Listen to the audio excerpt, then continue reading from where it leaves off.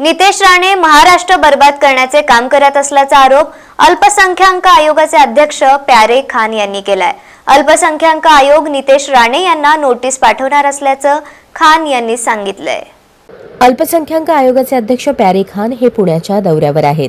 यावेळी पत्रकारांनी नितेश राणे यांच्या बेताल वक्तव्यावर अल्पसंख्याक आयोगाचे अध्यक्ष यांना विचारले असता त्यांनी नितेश राणे यांचे वादग्रस्त वक्तव्य योग्य नसल्याचं सांगत हे महाराष्ट्राच्या विकासाच्या दृष्टीने योग्य नाही। देवेंद्र फडणवीस यांचं नाव घेतात ते योग्य नाही। नितेश राणे महाराष्ट्र बर्बाद करण्याचे काम करत आहेत असा आरोप त्यांनी केला। आम्ही भारतीय मुस्लिम आहोत। अल्पसंख्याक आयोग नितेश राणे यांना नोटीस पाठवणार आणि काही अनुचित घटना घडल्यास नितेश राणे जबाबदार असतील असं सांगत देवेंद्र फडणवीस यांच्याशी बोलणार आहे। देवेंद्र फडणवीस हे सर्वांचे मुख्यमंत्री आहेत। नितेश राणे हे समजू शकले नाहीत असाही टोला त्यांनी लगावला। नितेश राणे जी जो बार बार नफरती बयान देते हैं ये महाराष्ट्र के विकास के लिए बिल्कुल ठीक बात नहीं है। और जो बार बार वो श्री देवेंद्र फडणवीस जी का नाम कोट करके बोलते हैं ये भी ठीक नहीं है। देवेंद्र जी को शायद वो जानते नहीं।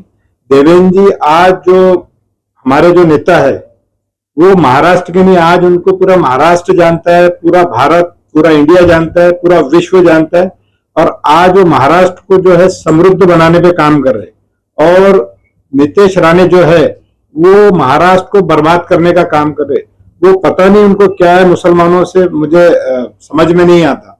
क्योंकि देश के जो प्रधानमंत्री है वो आज इस हिंदुस्तान में सूफी कॉरिडोर बनाना चाहते हैं। और नितेश राणे ये सबको, जो प्रधानमंत्री है, जो महाराष्ट्र के मुख्यमंत्री है, उनकी छवि खराब करना चाहते हैं। सर ये बताइए, जिस तरह से विश्व हिंदू परिषद और कुछ संगठनों ने नितेश राणे ने बोला कि मुस्लिम और पाकिस्तान के बारे में उन्होंने कल और एक जिक्र किया है, उसके बारे में क्या कहेंगे? देखिए, जो मुसलमान यहाँ है वो ईमानदार है। और जो पाकिस्तान चले गए मैं उनके बारे में बोलना नहीं चाहता। तो मुसलमानों के जख्मों को बार बार खुरेदना नहीं चाहिए। क्योंकि जो यहाँ जो भारत में जो मुसलमान रहता है वो ईमानदार मुसलमान है। जो पाकिस्तान चले गए वो हो सकता है बेईमान थे, लेकिन हम जो यहाँ मुसलमान रहते हैं वो भारत के मुसलमान है। हम ईमानदारी से यहाँ रहते हैं, ईमानदारी से अपना कर्तव्य निभाते, यहाँ के कायदे को मानते। मैं आपको बताना चाहता हूँ कि कुरान शरीफ में अगर आप उठा के देखो तो पारा नंबर 13 सूरा नंबर 12 आयत नंबर 76 में लिखा हुआ है कि जिस देश में, जिस प्रांत में, जिस कस्बे में आप रहते हैं वहां के कायदे को मानना है। अगर यहाँ पे कायदा है कि गो हत्या, यहाँ पे गोवंश जो बैन है, तो कोई भी मुसलमान यहाँ पे गोवंश की कुर्बानी नहीं करेगा।